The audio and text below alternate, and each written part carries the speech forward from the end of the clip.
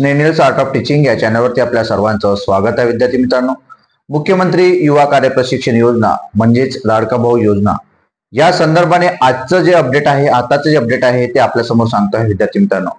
विद्यार्थी मित्रांनो, गेल्या 2 दिवसांमधल्या ज्या काही घडामोडी झालेल्या आहेत त्या आपण त्याच्यावरती आधी प्रकाश टाकू. आपल्याला माहिती आहे की मुख्यमंत्री यांनी जे सभागृहामध्ये घोषणा केली आणि ती घोषणा 5 महिने वाढीची घोषणा होती, कार्यकाळ वाढीच्या संदर्भातली घोषणा होती. त्यानंतर आपण सर्वांचं धन्यवाद मानलं, ज्यांनी ज्यांनी मदत केली, ज्यांनी ज्यांनी आपलं स्वतःचं नेतृत्व उभारलं. सोबतच आपण सर्व विद्यार्थ्यांनी लढा एकत्र दिला. त्या सर्व विद्यार्थ्यांचं पुन्हा एकदा अभिनंदन की 5 महिने जे आहे कार्यकाळ वाढलेला आहे.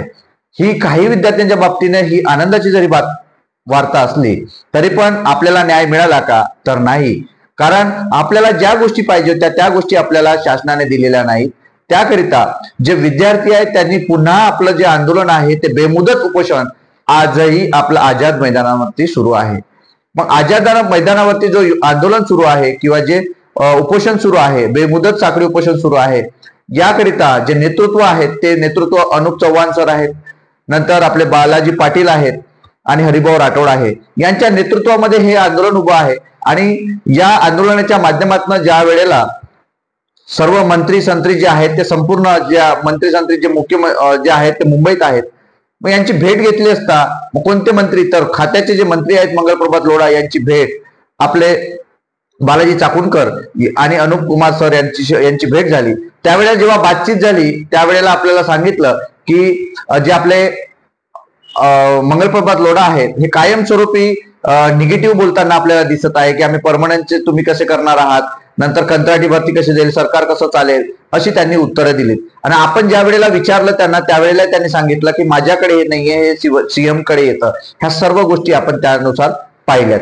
मग त्यानंतर काय झालं, तर त्यानंतर जेव्हा आंदोलन सुरू आहे, आंदोलन सुरू असतानाही त्यांनी सांगितलं की जेव्हा चाकणकर जेव्हा आपले पाटील जे आहेत, बालाजी पाटील आहेत, ज्या वेळेला ते लाईव्ह आले आणि त्यांनी जेव्हा सांगितलं की मी जे आहे मी आक्रमक भूमिकेतून जे काही मी नेताजींना मानणारा माणूस आहे, म्हणजे सुभाषचंद्र बोस यांना मानणारा माणूस आहे आणि मी जेव्हापर्यंत विद्यार्थ्यांना न्याय मिळणार नाही मग तेव्हापर्यंत ही लढाई सोडणार नाही म्हणजे नाही, न्याय मिळेपर्यंत काही जरी झालं तरी मी सोडणार नाही म्हणजे नाही, असं त्यांनी व्यक्त केलेलं आहे. सोबत त्यांनी शासनाला एक अल्टिमेट पण दिलेला आहे, शासनाला चॅलेंज पण केलेलं आहे की शासनाने युवकांचा पुरुषार्थ चेक करू नये, चेक करण्याची त्यांनी पुन्हाही त्या ठिकाणी हात घालू नये, असं सुद्धा त्यांनी त्या ठिकाणी वक्तव्य केलेलं आहे.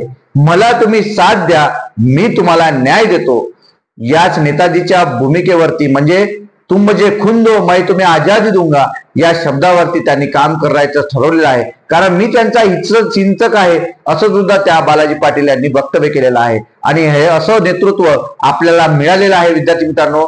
कारण आपली लढाई ही रोजगाराची लढाई आहे, आपल्याला रोजगार मिळाला पाहिजे हा संपूर्ण विद्यार्थ्यांचा या ठिकाणी डिमांड आहे, या विद्यार्थ्यांची मागणी आहे.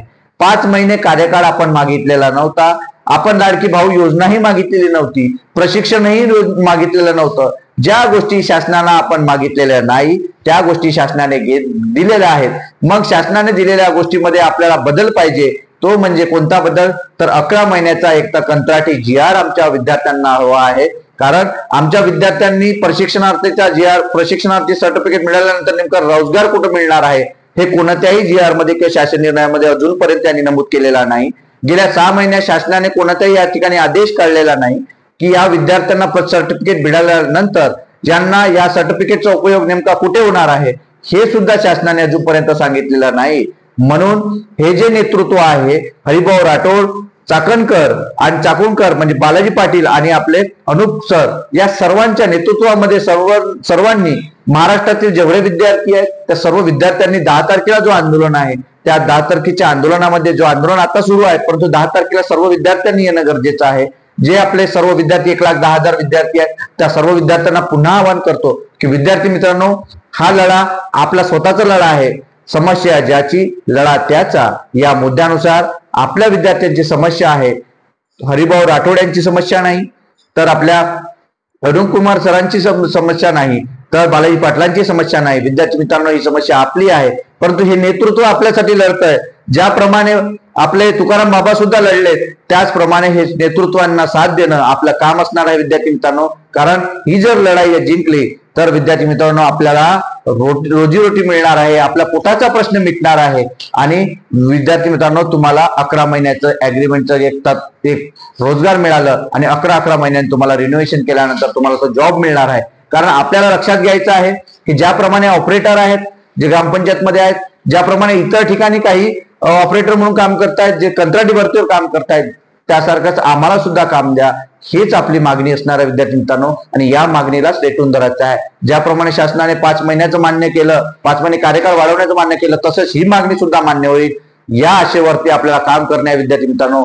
हेच आजचं अपडेट असणार आहे आणि हे अपडेट आपल्याला कसं वाटलं हे नक्कीच कमेंट बॉक्समध्ये कळवा. योग्य ते आपण त्या ठिकाणी कमेंट द्या विद्यार्थी मित्रांनो. चुकीचं वाटलं असेल चुकीची कमेंट द्या, बरोबर वाटलं असेल तर बरोबर कमेंट द्या. कारण या युट्यूबच्या माध्यमातून आपल्यापर्यंत जे अपडेट आहे कायमस्वरूपी पोहोचत असतो विद्यार्थी मित्रांनो. आणि या अपडेट करता, अशाच अपडेट करता माझ्या चॅनलला आपण सबस्क्राईब करा, जेणेकरून येणारे अपडेट आपल्याला मिळत राहील. धन्यवाद.